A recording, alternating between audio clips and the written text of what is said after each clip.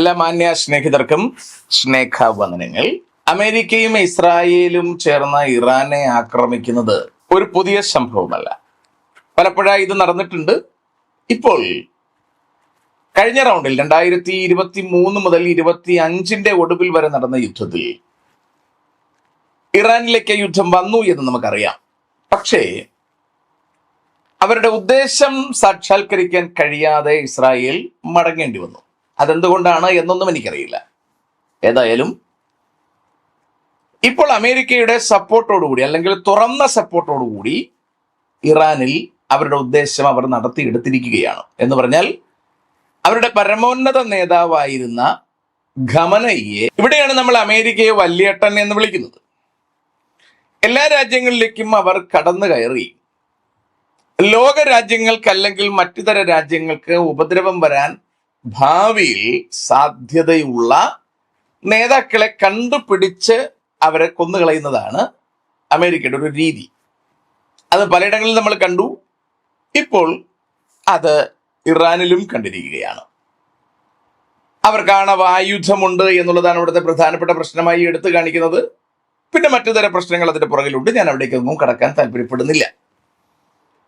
ഖമനയെ സംബന്ധിച്ചിടത്തോളം അയാൾ ഒരു അനിഷേധ്യ നേതാവായിരുന്നു എന്ന് പറയാതിരിക്കാൻ നിവൃത്തിയില്ല. കാരണം അയാൾ മനസ്സിലാക്കിയ ഫിലോസഫിക്ക് വേണ്ടി രക്തസാക്ഷിയാവുവാൻ ജീവിച്ചൊരു മനുഷ്യനാണ്. നല്ലൊരു പ്രായത്തിൽ രക്തസാക്ഷി ആയില്ല എന്ന് നിങ്ങൾ അറിയണം. അയാളെ കൊണ്ട് ഒരു മനുഷ്യനെ കൊണ്ട് ചെയ്യാൻ കഴിയുന്നുള്ള മുഴുവൻ കാര്യങ്ങളും ചെയ്തിട്ട് ഒടുവിൽ രക്തസാക്ഷി എന്ന ഒരു പട്ടം കൂടി വാങ്ങിച്ചാണ് അയാള് നാട് നീങ്ങിയിരിക്കുന്നത്. വളരെ ശ്രദ്ധിച്ച് കേൾക്കണം ഞാൻ പറയുന്ന കാര്യം. അയാൾ മനസ്സിലാക്കിയിരുന്ന ഫിലോസഫിക്ക് വേണ്ടി അയാൾ അഘോരാത്രം പണിയെടുത്തു. എനിക്ക് തോന്നുന്നു അത്തരത്തിലൊരു ഫിലോസഫി ഡെവലപ്പ് ചെയ്ത പ്രവാചകനേക്കാളും ഇയാൾ പണിയെടുത്തിരിക്കുന്നു എന്ന് വേണം മനസ്സിലാക്കാൻ. അപ്പോൾ അത്ര അധികം ആ ഫിലോസഫിക്ക് വേണ്ടി പണിയെടുത്ത ഒരാളാണ് ഖമനയി. ആ നിലയിൽ അദ്ദേഹത്തെ ബഹുമാനിക്കാതിരിക്കാൻ കഴിയില്ല. സമൂഹത്തെ നശിപ്പിക്കുന്ന ഫിലോസഫി ആണെന്നുള്ളത് രണ്ടാമത്തെ കാര്യമാണ്. അതിനല്ല നിങ്ങൾ പ്രാധാന്യം കൊടുക്കേണ്ടത്.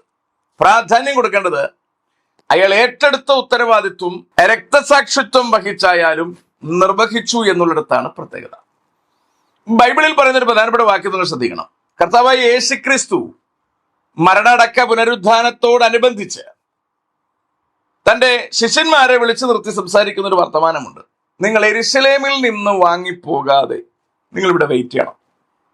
പരിശുദ്ധാത്മാവ് നിങ്ങളുടെ മേൽ വരുമ്പോൾ നിങ്ങൾ ശക്തി ലഭിച്ചിട്ട് നിങ്ങൾ യെരുശലേമിലും ശമര്യയിലും ഭൂമിയുടെ അറ്റത്തോളം സാക്ഷിയാകും. അവിടെ പറഞ്ഞ സാക്ഷി മർട്ടൂറിയോൻ എന്ന വാക്കാണ്. എന്ന് പറഞ്ഞാൽ രക്തസാക്ഷിയാകും എന്നാണ് അർത്ഥം. അതിന്റെ അർത്ഥം പരിശുദ്ധാത്മാവ് നിങ്ങളുടെ മേൽ വരുമ്പോൾ നിങ്ങൾക്ക് രക്തസാക്ഷിത്വം വഹിക്കാനുള്ള ശക്തി ഉണ്ടാവും. അത് വലിയൊരു കാര്യമാണ്. നിങ്ങൾ വിചാരിക്കുന്നുണ്ടോ ഖമനയി ഇത്രത്തോളം എത്തിയത് മറ്റൊരു ശക്തി ഇല്ലാതെയാണെന്ന്? പരിശുദ്ധാത്മാവല്ല എന്ന് നമുക്ക് എല്ലാവർക്കും അറിയാം. പക്ഷേ അദ്ദേഹത്തെ ഇത്രത്തോളം കരുത്തോടുകൂടി 86ഓളം കൊല്ലം ശത്രുവിന്റെ കയ്യിൽ പെടാതെ അദ്ദേഹം ഉദ്ദേശിച്ച കാര്യങ്ങൾ സാക്ഷാത്കാരത്തിൽ കൊണ്ടെത്തിക്കുവാൻ, ഏറ്റവും ഒടുവിൽ വയസ്സാം കാലത്ത് രക്തസാക്ഷിത്വം വഹിക്കുവാൻ ഒക്കെ അയാളെ പ്രേരിപ്പിച്ചതിന്റെ പുറകിൽ ഒരു ശക്തി ഇല്ല എന്ന് നിങ്ങൾ കരുതുന്നുണ്ടോ? എങ്കിൽ നമ്മൾ സമ്പൂർണമായും മൂഢന്മാരാണ്. പരിശുദ്ധാത്മാവ് ദൈവജനത്തെ ഒരുക്കി വേണ്ടി വന്നാൽ രക്തസാക്ഷിത്വം വഹിപ്പിച്ച് അവരെ നിത്യരാജ്യത്തിലേക്ക് കൊണ്ടുപോകാൻ അവനെ ശക്തനാക്കുന്നത് പോലെ തന്നെ നരകത്തിലേക്കൊരു മനുഷ്യനെ കൊണ്ടെത്തിക്കാൻ ശക്തനാക്കുന്ന ഒരു ശക്തി ഭൂപരപ്പിലുണ്ട് എന്ന് മറക്കരുത്. ആ ശക്തിയാണ് പാപം ചെയ്യാൻ കെൽപ്പ് തരുന്ന ശക്തി. ആ ശക്തിയാണ് വേണ്ടി വന്നാൽ അവർ വിശ്വസിച്ച ഇസത്തിനു വേണ്ടി, അത് നല്ലതല്ലെങ്കിൽ പോലും, അത് സമൂഹത്തിന് ദ്രോഹമുണ്ടാക്കുന്നതാണെങ്കിൽ പോലും അതിനുവേണ്ടി മരിച്ചേക്കുവാൻ തീരുമാനമെടുക്കാൻ ശക്തി നൽകുന്നത് ആ ഒരു ശക്തിയാണ്. വെളിപ്പാട് പുസ്തകം 13-ാം അധ്യായം പ്രാരംഭ ഭാഗങ്ങളിൽ വരുമ്പോൾ ഇങ്ങനെ പറയുന്നുണ്ട്, മഹാസർപ്പം തന്റെ സിംഹാസനവും ശക്തിയും വലിയ അധികാരവും മൃഗത്തിന് കൊടുത്തു. കണ്ടോ, അവന്റെ മേൽ ശക്തിയുണ്ട്, അവന്റെ മേൽ അധികാരമുണ്ട്. അത് അവൻ ആർക്ക് കൊടുക്കുകയാണ്? ഭൂമി അന്ന് ഭരിക്കുന്ന രാഷ്ട്രീയ നേതാവിന് കൊടുക്കുകയാണ്. നിങ്ങൾക്ക് ഇപ്പോഴും മനസ്സിലാക്കാതിരിക്കുന്ന ഒരു കാര്യം, എന്തുകൊണ്ടാണ് ഞാൻ തമ്പനയിലിൽ ഖമനയി ദൈവത്തിന്റെ ഇടയൻ അല്ലെങ്കിൽ അഭിഷിക്തൻ എന്ന് പറഞ്ഞു എന്നതാണ്. നമ്മൾ അറിയേണ്ടുന്ന ഒരു പ്രധാനപ്പെട്ട കാര്യം, ദൈവം തന്റെ ജനത്തിന്റെ കാര്യം നടത്തിയെടുക്കുന്നതിന് വേണ്ടി ശത്രു സൈന്യത്തെയും ശക്തിപ്പെടുത്താറുണ്ട്. നമുക്കറിയാം, ഇസ്രായേൽ മക്കളോട് കർത്താവ് പറയുകയാണ്, അല്ലെങ്കിൽ അബ്രഹാമിനോട് കർത്താവ് പറയുകയാണ്, നിന്റെ മക്കൾ 400 കൊല്ലം സ്വന്തമല്ലാത്തൊരു ദേശത്ത് പാർക്കണം. അവിടെ പാർക്കുമ്പോൾ അവിടുത്തെ ജനം നിങ്ങളെ ഉപദ്രവിക്കും, അത് ഞാൻ നോക്കിക്കോളാം. കണ്ടോ, അപ്പോൾ ഫറവോൻ ഇസ്രായേൽ മക്കളെ ഉപദ്രവിക്കത്തക്ക നിലയിൽ അവരുടെ ഫറവോന്റെ മനസ്സിനെ പീഡിപ്പിക്കുന്നതും, അല്ലെങ്കിൽ എന്താ പറയാ, അവന്റെ മനസ്സിനെ കഠിനമാക്കുന്നതും, ദൈവജനത്തിനെതിരെ പുതിയ പദ്ധതികൾ ആവിഷ്കരിച്ചെത്തിക്കുവാൻ അവനെ കരുത്തു കൊടുക്കുന്നതും ഒക്കെ ദൈവം തന്നെയാണെന്ന് സംശയം വേണ്ട. അതിന്റെ ഒടുവിലാണ് നമ്മളത് മനസ്സിലാക്കുന്നത്. ഫറവോനെയും സൈന്യത്തെയും ചെങ്കടലിൽ തള്ളിയിട്ടുകൊണ്ട് കർത്താവ് തന്റെ പദ്ധതി നിർവഹിച്ചെടുക്കുമ്പോഴാണ് നമുക്ക് മനസ്സിലാക്കുന്നത് ഫറവോനെ ശക്തിപ്പെടാൻ അനുവദിച്ചിരുന്നത്, അല്ലെങ്കിൽ അതിനാവശ്യമായ സൗകര്യങ്ങൾ കർത്താവ് ചെയ്തു കൊടുത്തിരുന്നത് ഇത്തരത്തിലൊരു എൻഡിൽ കൊണ്ടെത്തിക്കാൻ വേണ്ടിയാണ്. അങ്ങനെ കൃത്യമായി ഫറവോനെ ഇസ്രായേൽ മക്കളെ ഒരുക്കുന്നതിനും ഇസ്രായേൽ മക്കളെ ദൈവത്തിന്റെ അടുക്കലേക്ക് അടുപ്പിക്കുന്നതിനും കർത്താവ് ഉപയോഗിച്ചു എന്നതിന് സംശയം വേണ്ട. അവിടെയാണ് ഞാൻ എന്റെ ജനത്തിന്റെ കരച്ചിൽ കണ്ടു, അവരുടെ നിലവിളി കേട്ടു. അപ്പൊ അമ്മാതിരി കരയാനും നിലവിളിക്കാനും പാകത്തിന് ആ ജനത്തെ കൊണ്ടെത്തിക്കാൻ ഫറവോനെ ട്യൂൺ ചെയ്തത് ദൈവമാണെന്ന് പറയാം. അവിടെ നമുക്ക് ഫറവോനെ അഭിഷിക്തനാക്കി പറയാം. അഭിഷേകം ചെയ്യപ്പെട്ടവൻ എന്ന് പറഞ്ഞാൽ ദുരാത്മാവിനാൽ അഭിഷേകം ചെയ്യപ്പെട്ടവൻ. നമുക്കറിയാലോ, ശൗലിനെ കർത്താവ് അഭിഷേകം ചെയ്യുകയാണ്. പക്ഷെ പിൽക്കാലത്ത് ദൈവത്തിന്റെ ആത്മാവിനെ എടുത്തു മാറ്റി ഭൂതം കടക്കാൻ അനുവദിക്കുകയാണ്. ഇത് രണ്ടും ആത്മാവാണ്. ഒന്ന് പരിശുദ്ധാത്മാവും ഒന്ന് ദുരാത്മാവും എന്ന് മാത്രമേ വ്യത്യാസമുള്ളൂ.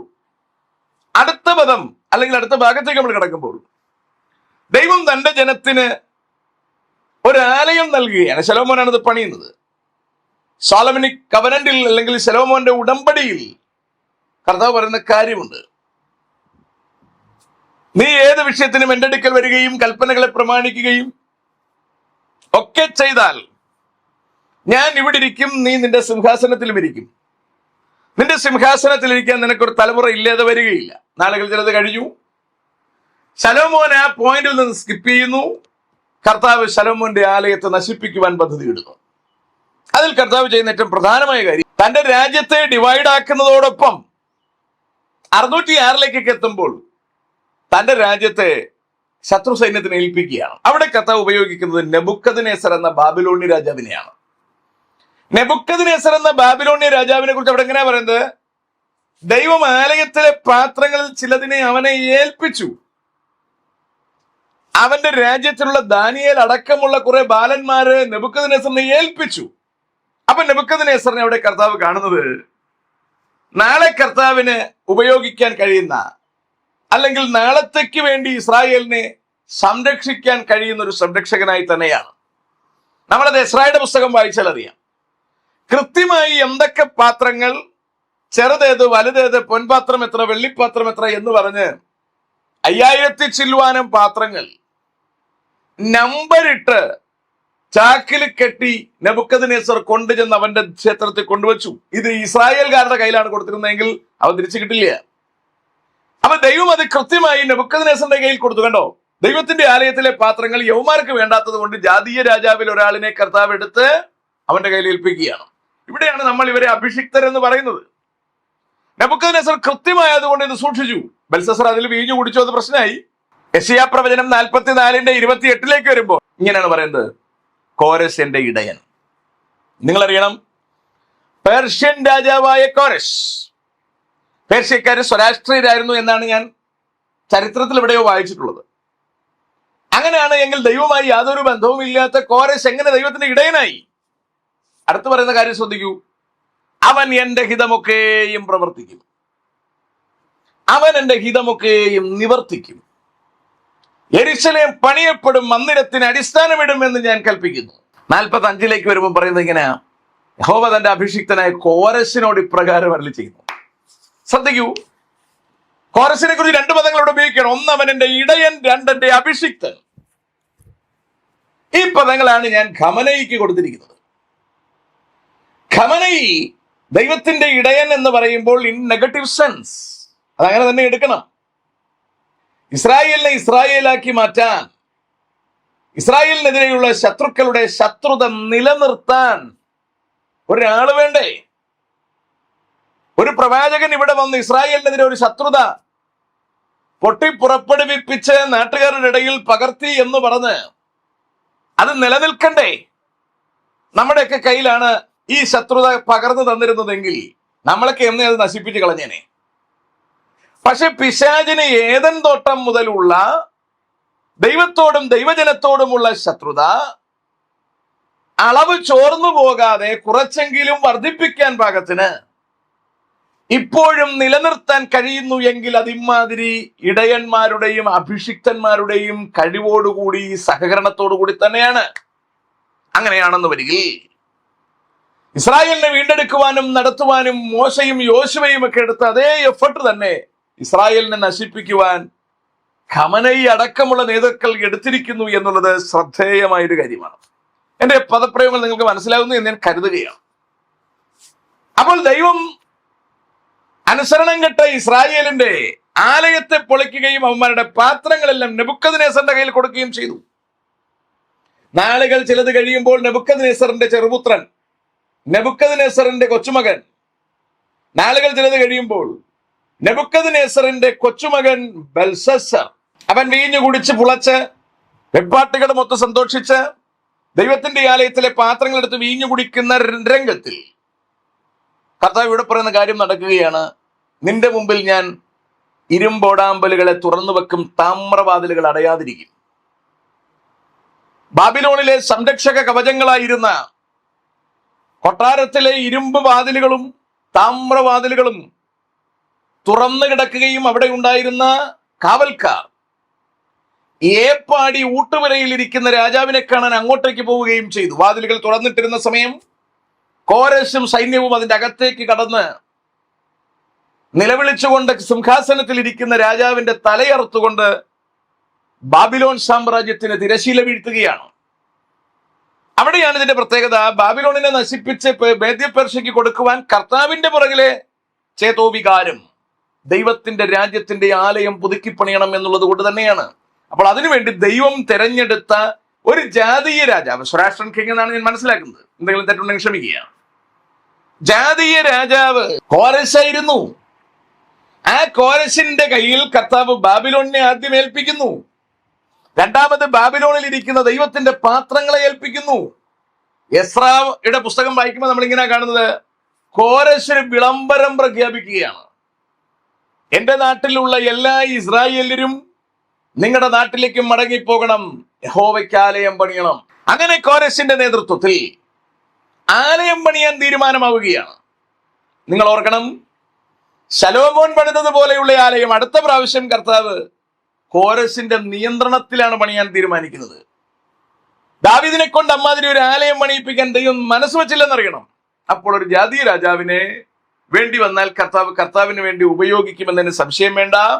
അങ്ങനെ നമ്മുടെ ഈ കാലഘട്ടത്തിൽ 8.5 പതിറ്റാണ്ടോളം ഇസ്രായേലിനെതിരെയുള്ള വൈരം ചോർന്നു പോകാതെ സൂക്ഷിക്കാൻ ദൈവം തിരഞ്ഞെടുത്ത് അഭിഷിക്തനാക്കി വച്ച, ഇടയനാക്കി വച്ച ഒരാളായിരുന്നു ഖമനയി എന്ന് പറയുന്നതിൽ യാതൊരു സംശയവും വേണ്ട. മുഹമ്മദിലൂടെ ചെകുത്താൻ പുറത്തേക്ക് വിട്ട വിഷം ഒട്ടും ചോർന്നു പോകാതെ അതിനെ അതേ അളവിൽ നിലനിർത്തുവാൻ ഓരോ രാജ്യങ്ങളിൽ ഓരോരുത്തർ പ്രവർത്തിച്ചതുപോലെ തരക്കേടില്ലാതെ പ്രവർത്തിക്കുവാൻ ശേഷിയുണ്ടായിരുന്ന ഒരു മഹാമനുഷ്യനാണ് ഖമനയി എന്നതിന് സംശയം വേണ്ട. അതിനുവേണ്ടി ചെകുത്താൻ അവർക്ക് ഓഫർ ചെയ്തിരുന്നത് മദ്യപ്പുഴ, ഘൂറികൾ, ഇങ്ങനെ കുറെ സാധനങ്ങളാണ്. അവിടെ ചെന്നപ്പോൾ അദ്ദേഹത്തിന് ഏറെക്കുറെ കാര്യങ്ങൾ പിടികിട്ടിയിട്ടുണ്ടാവും. ഇപ്പറഞ്ഞ കഥകളൊന്നുമില്ല എന്നും ജീവിതം തന്നെ പണിപാളി എന്നും അയാൾക്ക് ദൈവം നൽകിയ മനോഹരമായ ജീവിതത്തെ ചെകുത്താൻ അവന്റെ ഉദ്ദേശ സാക്ഷാത്കാരത്തിനായി ഉപയോഗിച്ചു എന്നും ഒക്കെ ബഹുമാനപ്പെട്ട ഖമനേയിക്ക് അവിടെ ചെന്നിട്ട് മനസ്സിലായി കാണും എന്നാണ് ഞാൻ മനസ്സിലാക്കുന്നത്. എനിക്ക് ഖമനേയിയെ ഏറെ ഇഷ്ടം. തോക്കിന്റെ മുമ്പിലും ബോംബിന്റെ മുമ്പിലും ക്ഷീണിച്ചു പോകാതെ, ലോകത്തിന്റെ നാശത്തിനാണോ മാനവകുലത്തിന്റെ നാശത്തിനാണോ പിശാചിന്റെ വിഴുപ്പലക്കാണോ ഒന്നും നോക്കാതെ കണ്ണും പൂട്ടിയടച്ച് രക്തസാക്ഷിത്വത്തിലേക്ക് നടന്നിറങ്ങിയ ധീരനായ ഒരു നേതാവായിരുന്നു അദ്ദേഹം എന്ന് പറയുന്നതിന് സംശയം വേണ്ട. അമ്മാതിരി ധീരത നമുക്കുണ്ടോ? നമ്മൾ വർത്തമാനം പറയും, അയാൾ മോശക്കാരനാണെന്ന് പറയും. അയാളുടെ നെഞ്ചുറപ്പ് നമുക്കുണ്ടോ? ദേശത്തെ നശിപ്പിക്കാൻ ആയിക്കോട്ടെ, ആ നെഞ്ചുറപ്പ് നമുക്കുണ്ടോ? ഇനി രസകരമായ വാക്യം നിങ്ങൾ ശ്രദ്ധിക്കണം.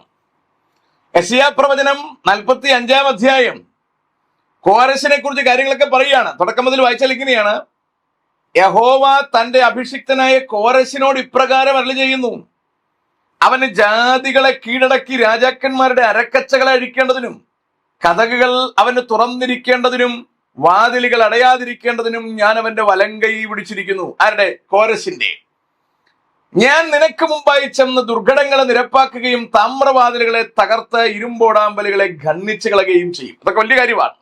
നിന്നെ പേർ ചൊല്ലി വിളിക്കുന്ന ഞാൻ യഹോവ, ഇസ്രായേലിന്റെ ദൈവം തന്നെ എന്ന് നീ അറിയേണ്ടതിന്. കണ്ടോ, ഇസ്രായേലിന്റെ ദൈവം തന്നെ എന്ന് നീ അറിയേണ്ടതിന് ഞാൻ നിനക്ക് ഇരുട്ടിലെ നിക്ഷേപങ്ങളെയും മറവിടങ്ങളിലെ ഗുപ്തനിധികളെയും എന്റെ ദാസനായ യാക്കോബ് നിമിത്തവും എന്റെ വൃതനായ ഇസ്രായേൽ നിമിത്തവും ഞാൻ നിന്നെ പേർ ചൊല്ലി വിളിച്ചിരിക്കുന്നു.